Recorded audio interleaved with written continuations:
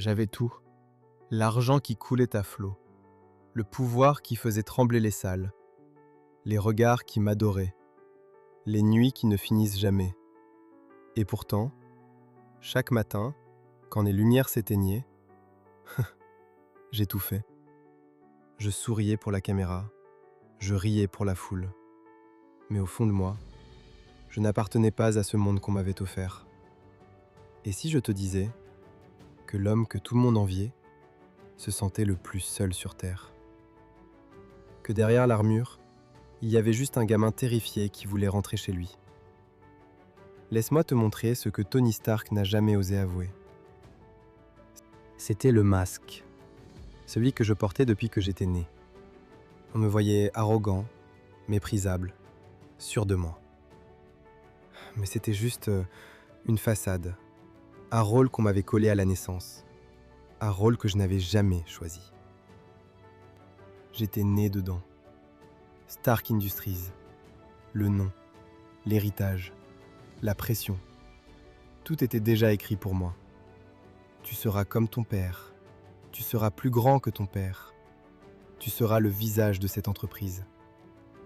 On m'avait offert un monde parfait, un monde taillé sur mesure, un monde qui brillait de partout. Mais ce monde ne me ressemblait pas. Je jouais le jeu, je riais fort, trop fort. Je buvais plus, je ne recommande pas. Mais je construisais des armes. Car c'était ce qu'on attendait de moi. Parce que refuser, c'était disparaître. Alors je gardais le masque, jour après jour, année après année, jusqu'à la grotte. Là, en Afghanistan, attaché, blessé, avec un câble dans la poitrine. Pour la première fois, j'ai vu mes propres armes, mes bombes, plantées dans le sol autour de moi. Et j'ai compris. Ce monde parfait, tué. La fissure venait de s'ouvrir. Je n'étais plus le génie intouchable. J'étais juste un homme qui pouvait mourir, qui avait failli mourir. Et pour la première fois, j'ai eu peur. Pas de la mort. Peur d'avoir vécu une vie qui n'était pas la mienne. Alors j'ai dit non. J'ai détruit les armes. J'ai brûlé les contrats. J'ai regardé Obadiah dans les yeux et je lui ai dit « Je ne suis plus cet homme. » C'était la rupture. Je ne voulais plus être le fils de Howard. Je ne voulais plus être le visage de la mort.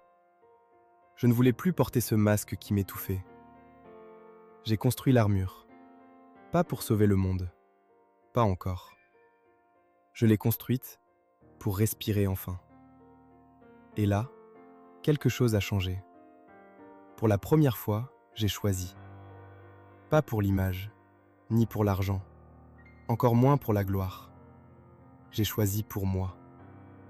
J'ai sauvé des villages. J'ai arrêté des trafiquants. J'ai risqué ma vie, pas parce qu'on me regardait, mais car je me sentais enfin vivant. Je suis devenu Iron Man, pas le héros de papier, ni le playboy en métal. Un homme qui se reconstruisait, morceau par morceau, armure après armure, blessure après blessure. Je continuais à sourire, mais cette fois, le sourire était vrai. Parce que j'avais enfin trouvé mon monde. Et on m'aimait, car cette fois, je m'aimais réellement. On peut nous donner une vie, un rôle, un monde entier. On peut nous dire « c'est ça à toi » ou « fais comme ci, pas comme ça ». Mais au fond, on le sait. Ce n'est pas nous. Et un jour, on décide. On enlève le masque. On casse les chaînes. On construit sa propre armure, sa propre vie. Pas pour briller, pas pour plaire, juste pour enfin respirer. Je n'ai jamais vraiment appartenu au monde qu'on m'avait offert. J'ai juste fini par créer le mien. Si cette histoire t'a touché, si tu veux plonger dans d'autres âmes comme celle-ci, active la cloche, Laisse un commentaire avec ton propre monde.